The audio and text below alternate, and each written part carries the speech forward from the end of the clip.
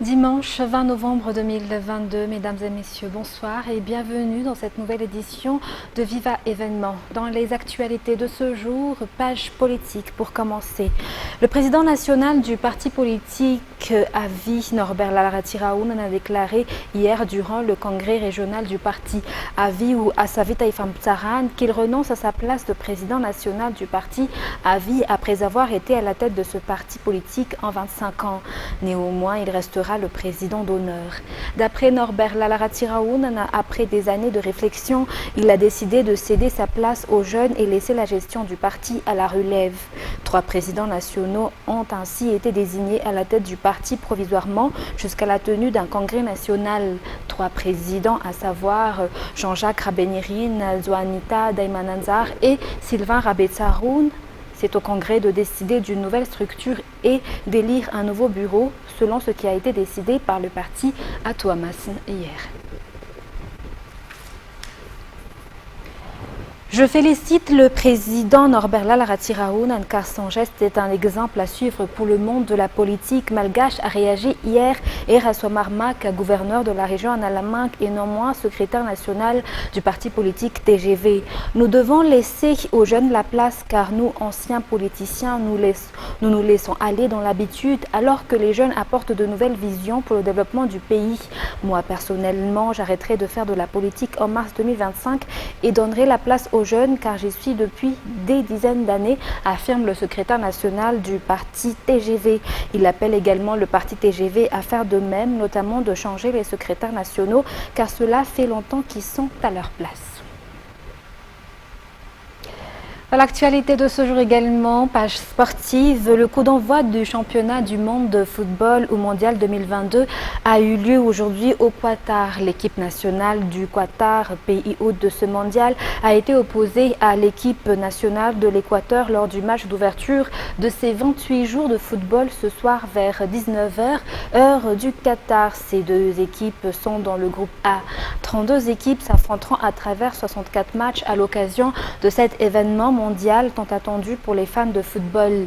Il est à noter néanmoins que beaucoup de choses ont changé pour ce mondial 2022 comparé aux éditions précédentes. Il y a entre autres le changement de date car auparavant le mondial se déroulait les mois de juin et juillet, sans parler des diverses mesures que le pays hôte prise pour les spectateurs. Il s'agit notamment des codes de conduite des musulmans qui doivent être respectés par les étrangers jusqu'à la fin du mondial, mais aussi pour assurer leur sécurité.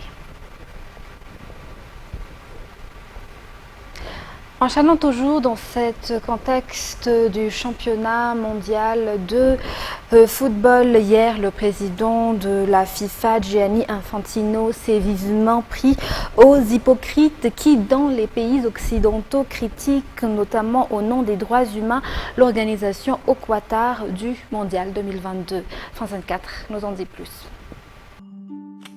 La FIFA et Doha voulaient se concentrer uniquement sur le football. C'est décidément raté. À la veille du coup d'envoi de cette Coupe du Monde au Qatar, objet de toutes les critiques, le patron du football mondial a jugé bon de montrer son empathie. Aujourd'hui, je me sens arabe, africain, gay, handicapé. Aujourd'hui, je me sens comme un travailleur migrant. Gianni Infantino, défenseur des gays et des travailleurs migrants, le doute est permis. Ces dernières semaines, plusieurs fédérations, dont la France, ont écrit à la FIFA pour savoir si elle pouvait arborer pendant leur match un brassard arc-en-ciel, signe de lutte contre toute forme de discrimination. Problème, l'instance n'a même pas daigné leur répondre. Et il y a une raison. En coulisses, Gianni Infantino tient par-dessus tout à préserver de bonnes relations avec les puissants dirigeants qataris qui lui ont mis ces derniers jours une pression considérable. Résultat, il y a 24 heures, la FIFA interdit la vente d'alcool aux abords du stade, pourtant promise aux supporters. Réponse glaciale de l'intéressé. 3 heures par jour sans boire de bière, vous allez survivre. Gianni Infantino n'en est pas à son coup d'essai. Coupe du Monde à 48, mais aussi tous les 2 ans.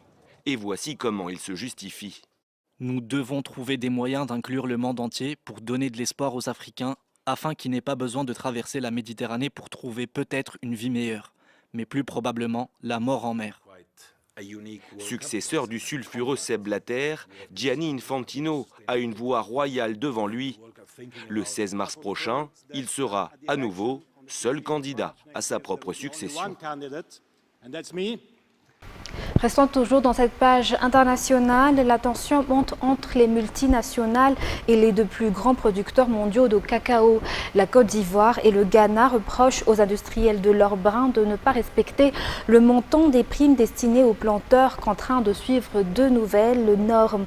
Les deux pays ont fixé un ultimatum aux entreprises du secteur qui ont jusqu'à aujourd'hui 20 novembre pour verser cette subvention sous peine de mesures de rétorsion.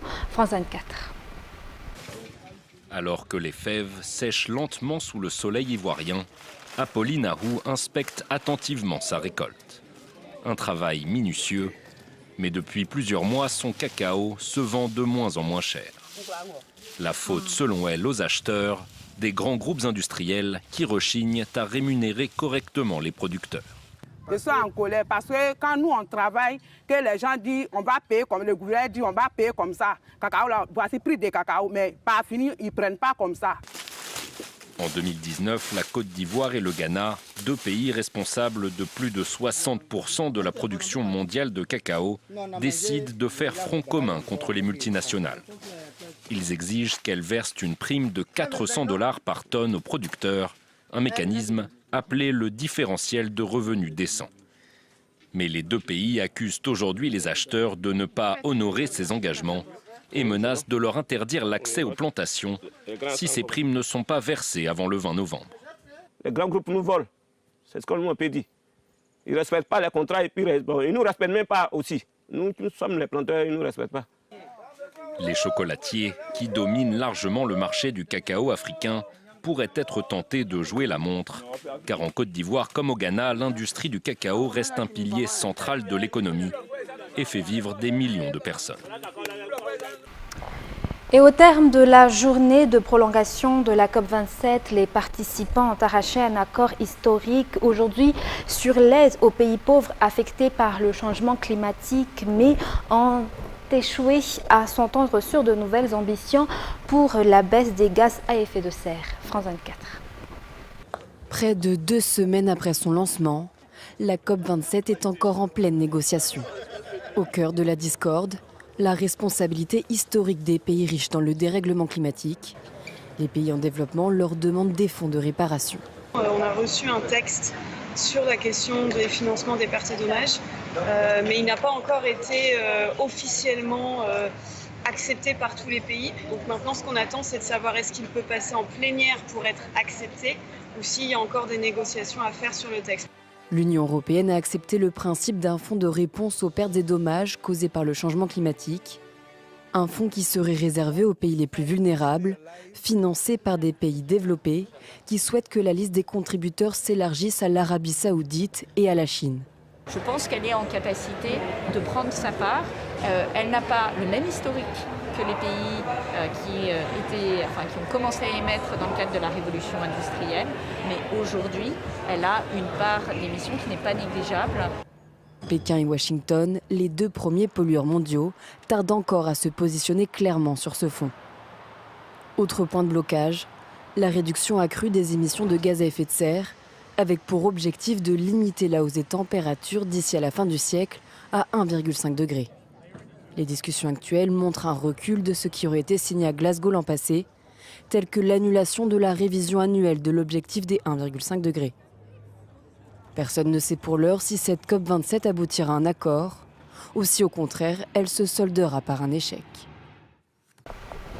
Page politique, côté diplomatique, durant le 18e sommet de la francophonie qui se tient à Djerba en Tunisie, le ministre des Affaires étrangères malgache par intérim, le général Rakotnirina Richard, a rencontré Chang Song-min, premier secrétaire en charge de la stratégie au sein du cabinet de la République de la Corée du Sud. La Corée est un modèle de développement pour Madagascar. Ainsi, les discussions ont été axées sur les diverses coopérations et les buts à atteindre pour les deux parties. parties. Parmi ceux-là, le développement numérique et technologique, la sécurité maritime, le défi environnementaux, l'appui des jeunes par le biais de l'éducation. Les deux parties ont aussi discuté de l'extension de la coopération internationale pour atteindre le développement commun en lien avec le développement durable, les droits de l'homme, le changement climatique, le terrorisme et la situation en Ukraine. Il est à rappeler que Madagascar et la Corée célèbrent leurs 30 ans de relations diplomatiques en 2023. Dans les actualités sociales, l'électricité est coupée depuis jeudi dernier et n'est pas encore revenue jusqu'à aujourd'hui à Batumravav, Imirtiatus, Karivumam, jusqu'à Swavnanjin. La coupure est due à une bobine dans le transformateur d'électricité situé à Nouzad qui a brûlé, d'après les enquêtes faites par les techniciens de la Jirama hier. En conséquence, ce transformateur à l'origine de cette coupure sur la RN1 devrait être déplacé à Alamains pour y être réparé. La durée de la réparation n'est pas encore définie d'après toujours les explications de la Jirama. Anena Martina nous en dit plus. Le transformateur d'électricité de la sous-station d'Anouzat a été la cible de la foudre jeudi dernier, ce qui a entraîné la coupure de courant dans plusieurs endroits sur l'axe de la route nationale numéro 1. Une coupure de courant qui a débuté jeudi donc pour les localités comme Batumravav, Imirtiatus, Karivunmam, Monalavour, Ampef, Swavnanjin jusqu'à Mananas. L'électricité n'est toujours pas revenue dans ces zones jusqu'à aujourd'hui. Selon les explications apportées par le directeur des travaux au sein de la Jirama, la durée des travaux de réparation de ce transformateur d'électricité n'est pas encore connue. En effet, ce dernier devra encore être déplacé à Alamains pour y être réparé. Les habitants de cette partie de la RN1 devront attendre l'évolution des travaux. Concernant le bilan officiel de la Covid-19 publié par le ministère de la Santé publique, aujourd'hui, 195 nouveaux cas confirmés positifs ont été enregistrés durant la semaine du 12 au 18 novembre. Ces cas ont été détectés sur 872 tests effectués avec 22 cas contacts. Selon toujours les chiffres du ministère de la Santé publique, 260 patients sont actuellement en traitement à Madagascar. 3 d'entre elles présentent des formes graves de la maladie. Aucun décès n'est à déplorer durant la semaine. Le plus grand nombre de cas est enregistré dans la région Analaming avec 157 nouveaux cas entre le 12 et le 18 novembre. La région Anos présente le plus nombreux nouveaux cas après Analaming, soit 12 cas, 8 chacun pour Ansnan, Nevaknakar, Hacha. 4 ont été enregistrés dans la région Menabe, 3 dans le Diana, 1 cas chacun pour Bouin, Anjoy et Sava.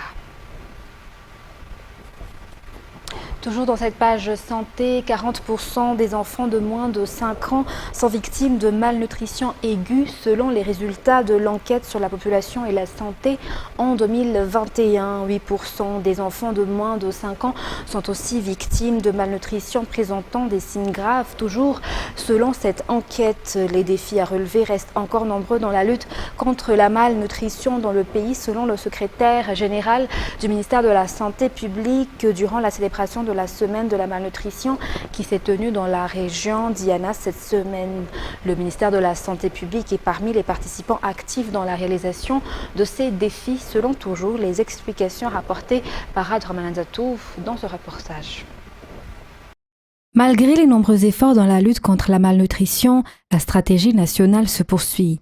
Cela commence par la base à travers la mobilisation des animateurs de santé au sein des Fukuntagnes, selon le secrétaire général du ministère de la Santé publique.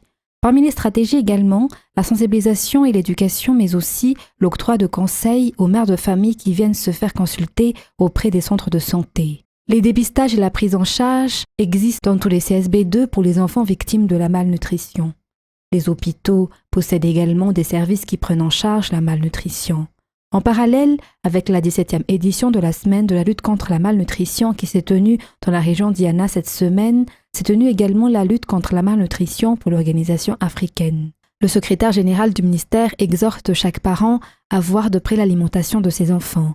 Il recommandait de se faire consulter en cas de malnutrition.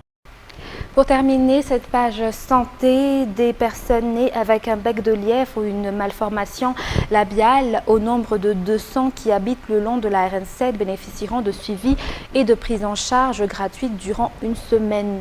La prise en charge est constituée de l'alimentation des enfants qui ont été opérés, les soins buccaux, l'apprentissage du langage, mais surtout la préparation psychologique selon un médecin.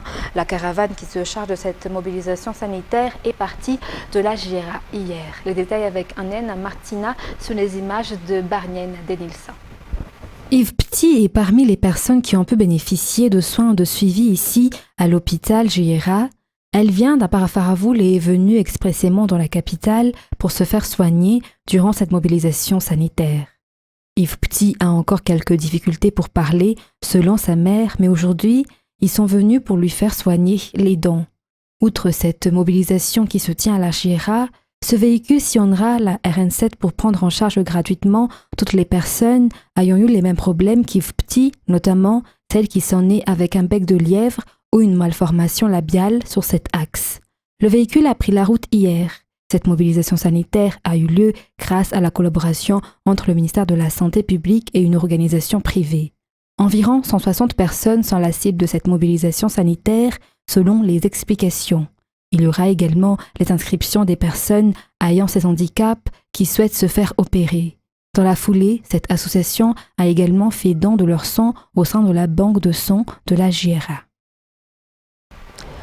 Les étudiants natifs de la région ITAS constitués des districts d'Arivunma, Mumiarnariv et Swavnanjin avec les notables ont tenu une réunion hier à Bitungul. Selon le député de Madagascar élu dans le district d'Arivunma, il est nécessaire que les étudiants se tournent vers la région d'où ils viennent et de pratiquer ce qu'ils ont pu acquérir pour y apporter le développement, mais aussi de se soutenir dans les travaux de développement. C'est d'ailleurs la raison de la réunion à l'initiative de cette association qui déclare ne pas faire de la politique et qui ne veut pas être divisé par la politique. Le seul but de cette association des natifs d'ITAS est le développement de leur région, selon les explications. Mesdames et messieurs, c'est la fin de ce journal. Nous vous remercions de votre fidélité. Très bonne suite de programme et très bonne soirée à tous sur Viva. Au revoir.